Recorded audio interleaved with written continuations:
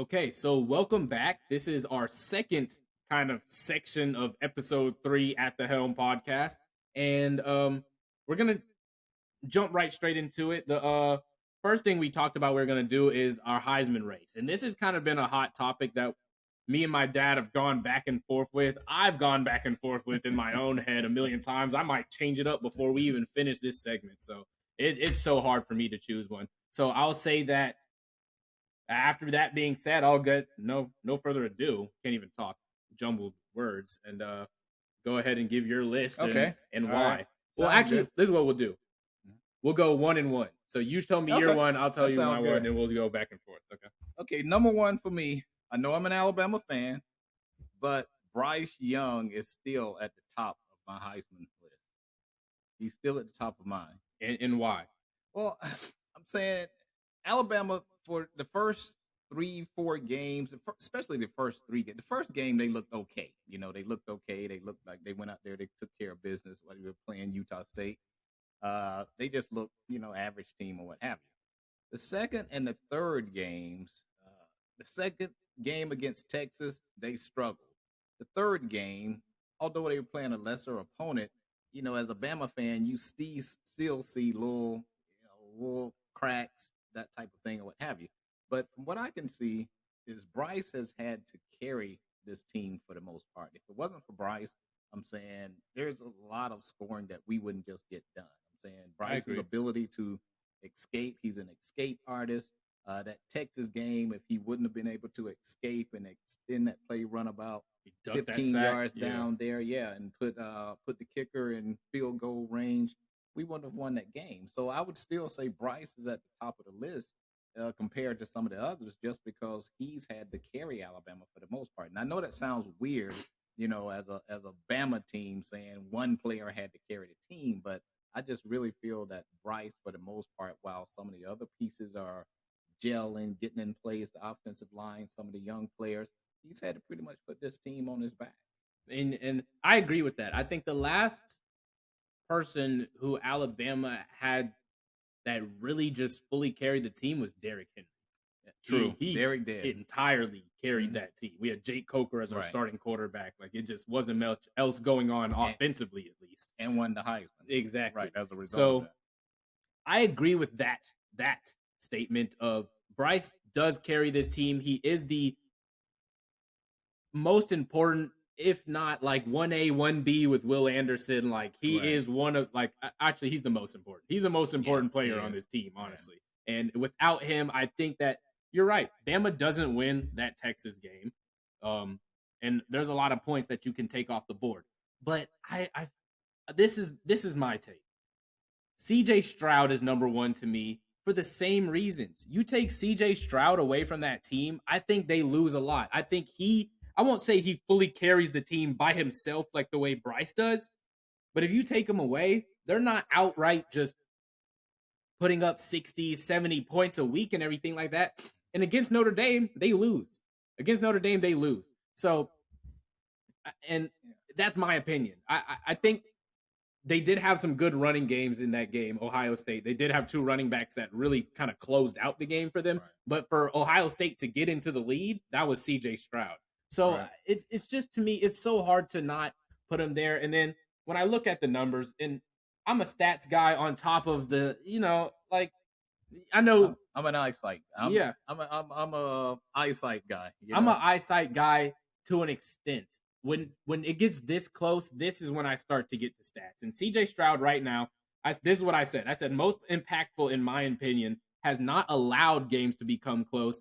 In my opinion, I think there is some instances in that Texas game where Bryce allowed Texas to become close due to some of his decision making on some of the drives. Like that, I don't feel like Bryce is fully excluded for why that Texas game was close. He was the reason why we won in the end, but he wasn't fully not the reason why it wasn't close in general. So, I mean, a lot of that also goes to the receivers, which we'll talk about later. But I think, I'd have to put CJ Stroud up there. Right now, CJ Stroud, I think he had 16 touchdowns, 1,200 yards. I think the only person with more yards than him is Stetson Bennett, which we'll talk about later.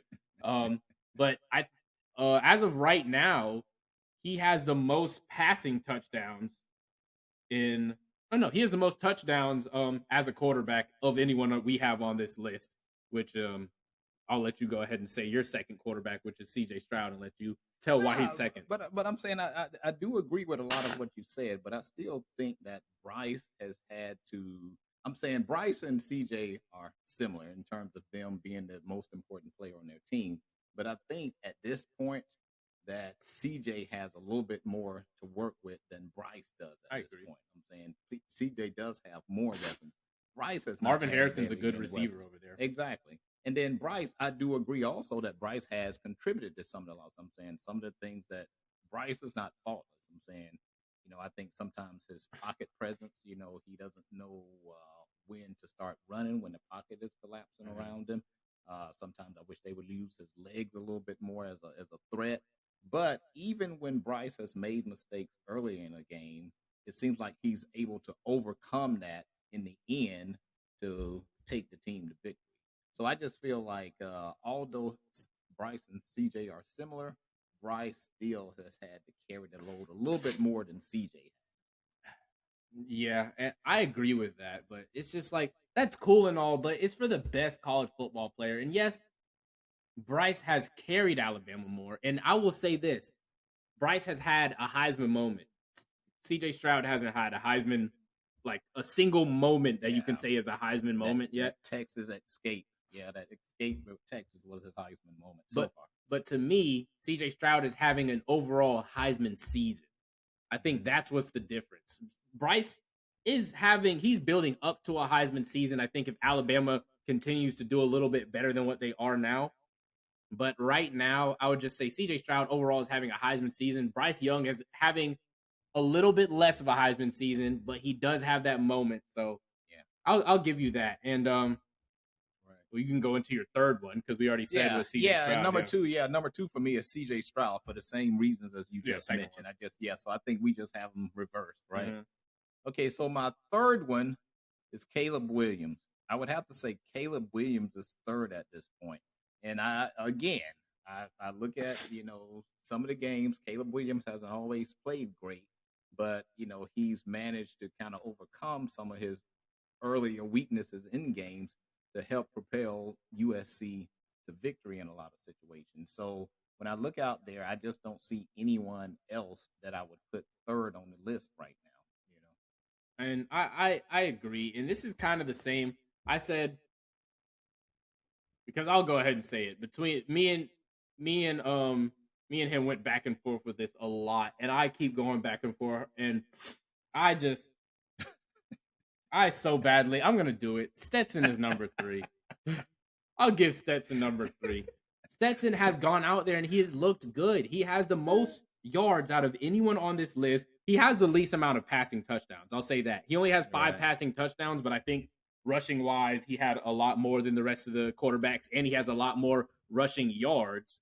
So he gets a little bit done more with his legs than the other quarterbacks, ironically. And I just think Stetson has, once again, like CJ Stroud, he hasn't allowed games to be close. And he's made a lot of highlight type throws to me so far. Yes, they haven't really played anyone. I would love to see them when they get to Tennessee. But as of right now, I have to put him over Caleb Williams. And that is so tough for me because last night, Caleb Williams had a Heisman moment. If I could do a 3A and 3B, that's exactly what I would really do.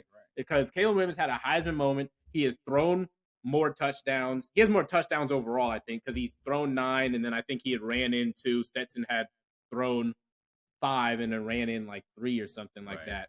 And Bryce had 15 overall. Yeah. So they're all very close within those numbers and stuff like that. It's just the little things like, say, Bryce has 1 more interception, so that's why I kind of put him down a little bit. Mm-hmm. CJ Stroud hasn't thrown one. Stetson Bennett hasn't really made any mistakes. He made that one. He has had 1 game where he looks like, yeah, exactly. And he's only had 1 game where he's looked like he struggled, and that was against Kent State. Caleb Williams, you can look at 1 or 2 of the other games they've had and been like, okay, Caleb Williams is still trying to fully get adjusted or get into the swing of things with USC and a new team and everything like that, which I give him credit. He's making it work pretty early on with what they have. but I just can't put him over Stetson right now with what I've seen. Georgia has been so dominant, and Stetson has been a big reason in that, along with their defense. So, I mean, Caleb Williams is a great guy, and I think he easily has the chance to pass Stetson. But as of right now, I'm putting Stetson at 3. I just can't put Stetson ahead of Caleb Williams at this point. I'm saying, again, I'm not so much a stats guy. Stats to me are important, but at the same time, I'm more of an eye test guy. So when I just take a look at the two, I just cannot see putting Stetson, the mailman Bennett, The mailman. right, the mailman, over Caleb Williams at this point. And then, part of it is because I just don't think Stetson has had to do as much as some of these other guys who are on the Heisman list. I'm saying he's around Georgia. Georgia has all these pieces around him. So for the most part, in my opinion, Stetson just had to just manage the game and just not screw up. So we haven't seen Stetson do anything great at this point. It's just he's managed the game and thrown to players, doing their thing and all of that. So I can't see putting him right now over Caleb Williams at this point because I just don't feel he's had to do a lot. Plus, I don't know if Stetson will ever have to. I don't know if he'll have a Heisman moment at this point because Georgia just has so much around him. So I don't know if he'll ever be put in a position of carrying the team. They had not faced any type of opposition or any type of adversity until yesterday against Kent State. And I can't say that Stetson was the reason they eventually pulled the game out yesterday. I just think it was a team win. Not really like Stetson did it, I agree with that. I don't think Stetson did it, but this is another thing I give credit to Stetson for. Look, like we just talked about it. Look at those Georgia receivers. They're not good. They have Lad McConkey, and then they have a couple huge tight ends and then a running back. They really don't throw to anybody. And Stetson still leads everyone in what we've just said in these names in passing yards. Right now, he is throwing 74%. He had 300 yards in 2 of the games and then over 270 in the other 2. So to me, it's just like overall, like Stetson is still getting it done with receiver-wise a little bit less than what I think USC has. USC still has Jordan Addison and other talents over there. And honestly, in terms of scheme, a harder system, not a harder system, but a system that's really not built for him to just go out there and throw it around. Caleb Williams has a system that's meant for him to just chuck it everywhere. Like that's what Lincoln Riley likes to do. Right. We saw that with Baker Mayfield. We saw that with Kyler Murray. Right. I don't know exactly what the Todd Monken system looks like without Stetson, but with Stetson, I know what it is. It's dumping it off into flats and stuff like that. But when Stetson needs to make a play and needs to get shifty and get out the pocket or start to run or make a throw on the run, I have seen him do it. So right now, I'd have to put Stetson over. Okay. Yeah. And then Caleb Williams, my last one. And I like I said, he had what you consider a Heisman moment last night against a really good defense. I think people kind of sleep on Oregon State's defense. They were 3-0 going into that game, and people are going to, I know, try to ding USC for being down to an unranked opponent. But if you go and watch, like it was a tough game. Like it wasn't just but easy. They were able to come back. Yeah, and they were able to come back and they were able to win it. And Caleb Williams did have that throw down, 1 touchdown, like literally fit it into a window of the smallest hole in like the last minute and 20 seconds. So they were able to win that game, and he has had a Heisman moment. So like I said, I don't think it will take much for Caleb Williams to be over Stetson, but as of right now, I'm picking Stetson. Okay. So let's move into our second. Oh, and then I also wanted to give some sleeper picks. I almost forgot. Honorable mention, Hendon Hooker. We both saw what Hendon Hooker was able to do against Tennessee. He went out there.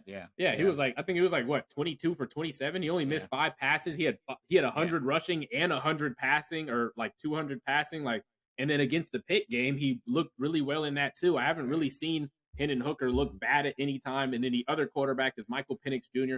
The only reason I don't think he'll be there is because he's on Washington. So I think he kind of takes a ding for that.